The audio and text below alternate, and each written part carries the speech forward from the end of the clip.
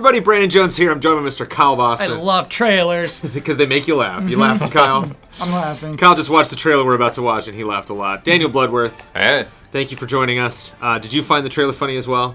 Yeah, I guess. It's interesting. We're talking about the debut trailer for Five Nights at Freddy's 4. In case you've lost count, that is the latest Five Nights at Freddy's. What is it about horror franchises that it just like spiral, like boom? This is the final one, though. This is the last of the story.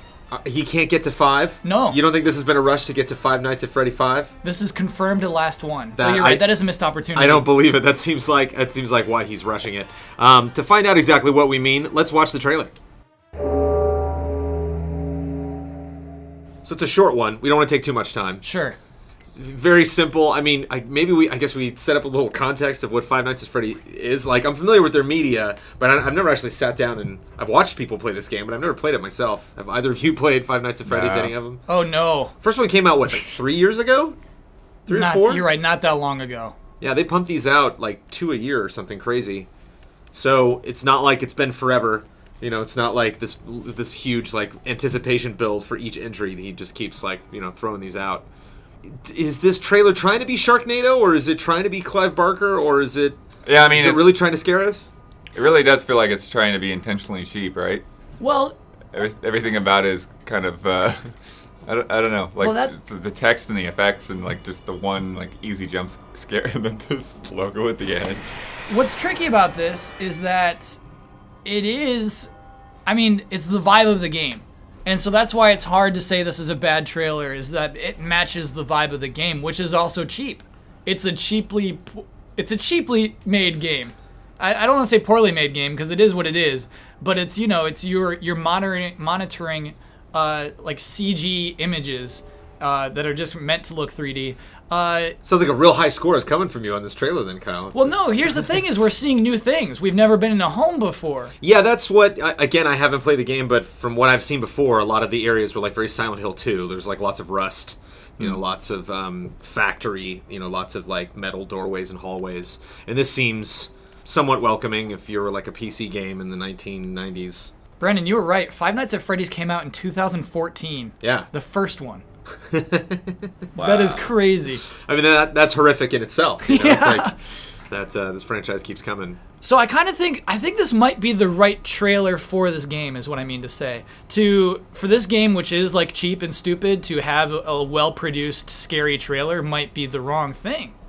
Do you get what I'm saying? Yeah, I just think it's like too much of the two genres. Like there's elements of comedy in this and there's elements of horror, and I wish they would focus more on the horror, more on the comedy, rather than kind of like just give me like a mad version of both.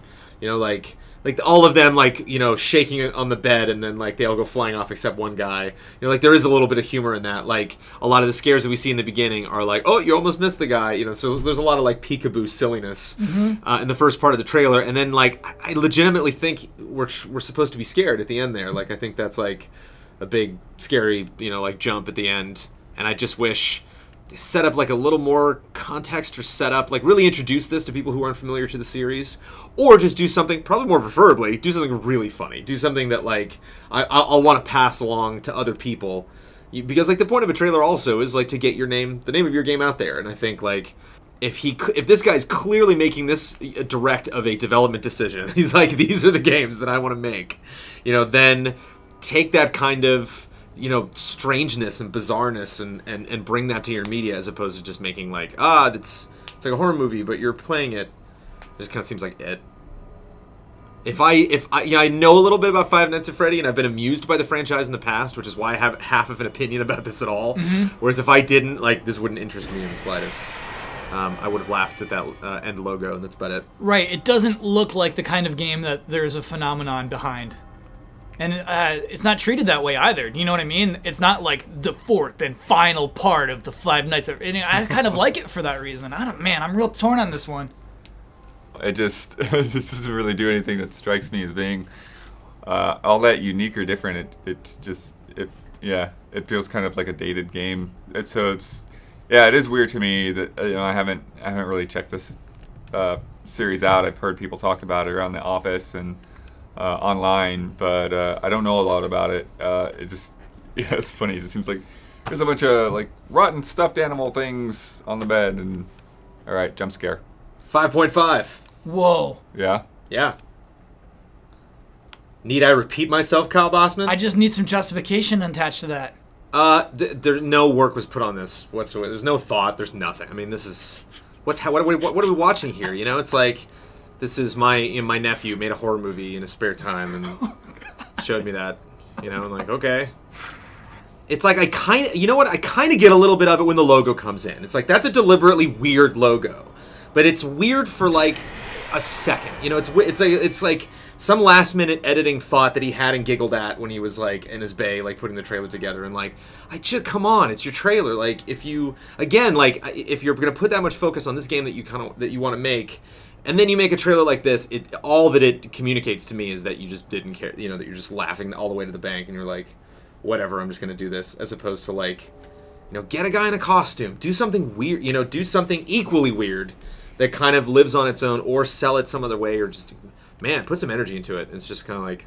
So, snooze. Brennan, I got to give it an 8.7. So, what's communicated to me through this trailer is like it's all the effort of one person, the game, and I see the trailer as just, oh, I made this trailer as well. You know, it seems like the person who made the game made the trailer, and so I kind of like it for that reason. It's a horrible logo.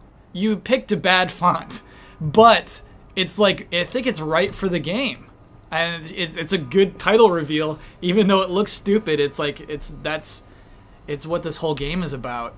I think you're right for the game. 8.7. That was your first score. It's my score. The other thing too is advance the damn game. I mean, come on. You know, it's like you're in house, but house doesn't look good at all. You know, so it's like why? Oh, there's a story. There's a whole story going through all this too. Totally get it. Yeah, what game do you think you're playing? I don't. That's the only thing that like I channeling some Kojima there. Yeah, like that's it. That's like those words are the only things that like intrigue me about this. Otherwise, it just feels like okay, it's a thing. What do you score something that? Yeah, okay, it's a thing. I'll go with a 5, just flat 5. And that's it. I guess it could be worse. Yeah, it could. I mean, it clearly has style, which is why I initially started. I think I like hovered at about a 6 when I approached the scoreboard. I was staring at the number 6, and then I dropped. But definitely above a 5 because it definitely there is intent. There is like a goal here, but there's just not much to it than that.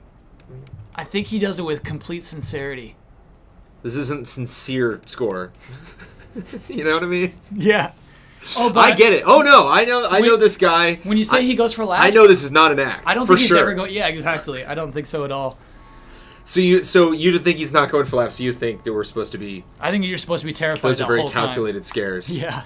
Well, like I said, I have not played the game, so who am I to say anything bad about it? But Kyle managed to get it up into the 6s, above what I would originally scored it, to a 6.4 for the launch trailer for Five Nights at Freddy 4.